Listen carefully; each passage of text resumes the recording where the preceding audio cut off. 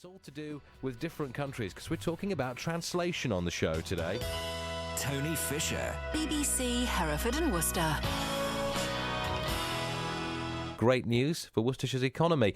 Well, the company's European Commercial Director, Jonathan Potter, has come to explain all to us this morning. Jonathan, good morning Good morning. you. And you can follow us all on Twitter, by the way, if you are into the Twitter revolution. You can find us on there as well. Obviously, that's one of the many things that you're involved with, Jonathan, but big news for us here this morning. Why Redditch? Well, Redditch is close to the heartland of the UK. It's being a part of the Birmingham area, it is very close to the UK's road and rail network epicentre. So, and in our industry, quite unusually, there's very little in and around this part of the West Midlands. And given that there is such a diverse culture of people and languages and so on, I think we find it very unusual that there is so much here to offer, yet that's not been taken up by anybody in our industry. So we see this as an opportunity to tap into that resource and to use it to help deliver services into the community and across the nation. I have so many business people coming into the studio on this show who say exactly the same thing. It's amazing. We don't seem very good in this part of the world at blowing our own trumpet, and it's a wonder why, isn't it?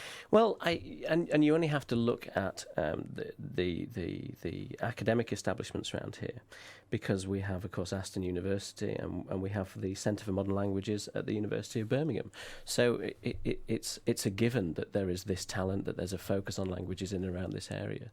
So it makes sense for us to come and utilise that and employ from within that resource to deliver these services. Does this mean more jobs for people around the North Worcestershire area in particular? Absolutely, it's inevitable. We're starting from scratch in terms of building a team that will deliver services across Europe. So even from day one, of this office, which was this week, there are 2 people working there. So there's a handful of people, a handful of jobs which are immediately created, and as its reputation grows across Europe, that will all be supported from here.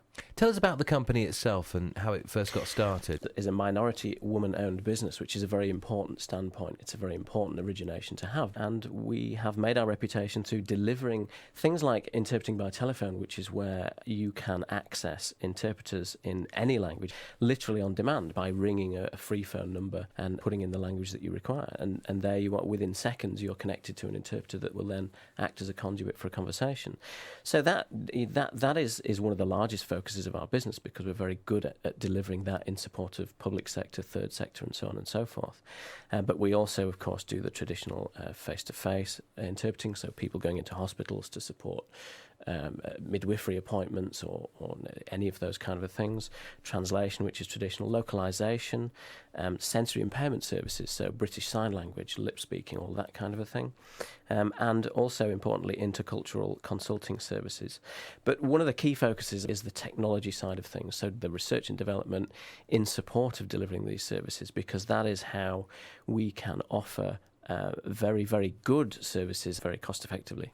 You mentioned technology there. That's interesting, isn't it? Because there was a time when you'd say, I need to get a translator in for this, and you'd have to post things off and documents and all the rest of it. I suppose with the internet now, and with the fact that things can be done much more quickly, that must be quite a boon to your well, company. if you think back to the very first time that you discovered the online translation tool that Google offers, that was a revelation. I remember the first time I saw that, and I was putting sentences in there and clicking translate to Spanish, Polish, and it's an incredible thing, because that made language services accessible to everybody, anywhere, doing anything.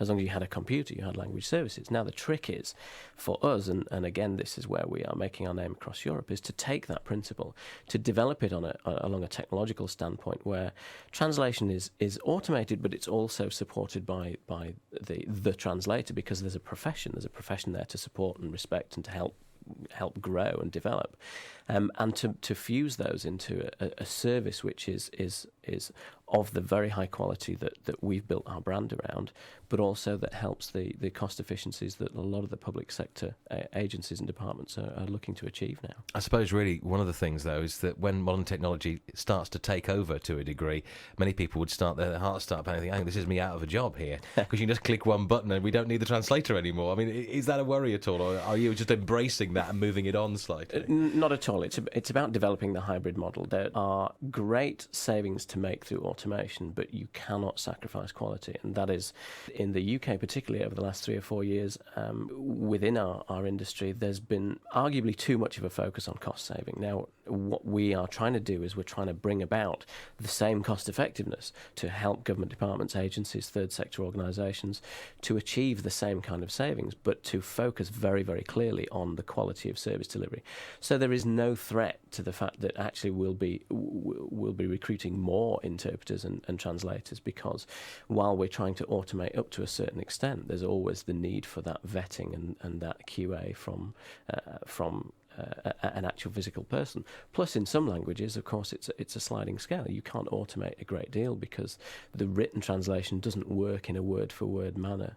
Well, we look forward to hearing more. And when do things sort of get up and running good and proper? Have you got an official launch time and all the rest? Well, we opened the office this month, and we started recruiting already this month. So, it's a lengthy and sustainable program, and that's the most important thing, because what we're trying to bring about here is that we create an operation within this part of the West Midlands that supports the European-wide drive that is ongoing. We are currently delivering services into, of course, America, the UK, other European countries, including Spain, Canada, and so on. And it's very, very important that we grow in a sustainable fashion. So while we've already immediately created a handful of jobs, that it's as we grow, that will expand, and so that our operational centre in Redditch will expand also. Well, it's great to hear of new job opportunities coming in the Redditch area, and good to have you on the show this morning, Jonathan. Thanks very much indeed for being with us. Thank you very much. It's BBC Hereford and Worcester.